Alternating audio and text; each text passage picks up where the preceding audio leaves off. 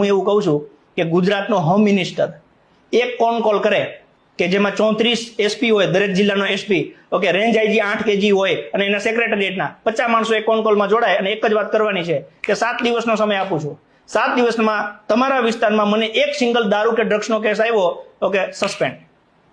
બીજું કઈ સાંભળવાનું જ નહીં, એક કેસ આવ્યો એટલે સસ્પેન્ડ. જો એસપી પોતાના જિલ્લામાં ઓકે દારૂ અને ડ્રગ્સનો ધંધો ન રોકી શકતો હોય તો એને ત્યાં બેહાડવાની તમારી જરૂર શું છે? તમે એવું કહો છો પોલીસ એના માટે છે, સેવા શાંતિ સુરક્ષા માટે. શેની સેવા કરી એની અને શેની શાંતિ છે? ગુજરાતમાં રોજ 6 આત્મહત્યા કરે છે. ઓકે સાહેબ, મારો જીવ બળ્યો. 12 વર્ષની દીકરી ઉપર 200 લોકોએ રેપ અટેમ્પ કર્યો ગુજરાતમાં. 12 વર્ષની દીકરી. અરે તમારામાં સંવેદના છે કે મરી ગઈ છે? 12 વર્ષની દીકરી, તમે કલ્પના તો કરો, 200 વખત રેપ અટેમ્પ એટલે ક્યાં તમારો કાયદો છે? અને એક વખત હોમ મિનિસ્ટર આવું કહી દે ઓકે કે એક કેસ ન આવવો જોઈએ, તમને શું લાગે પછી જિલ્લામાં એક સિંગલ કેસ બને? તો હોમ મિનિસ્ટર આવું કેમ નહીં કહેતા? અને માની લો કે એસપી ને કહી દે કે ભાઈ તને સસ્પેન્ડ કરીશ, તો એસપી એની નીચે શું કહે કે જો એક સિંગલ કેસ આવ્યો ને તો ટર્મિનેટ કરીશ ડાયરેક્ટ, પીએસઆઈ ને પીઆઈ. એક ઊંચું ન કરે કોઈ.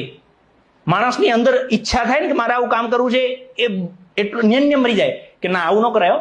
ગુજરાતમાં શાસન વ્યવસ્થા બહુ ગજબ છે. એની જગ્યાએ અત્યારે કઈ છે જ નહીં.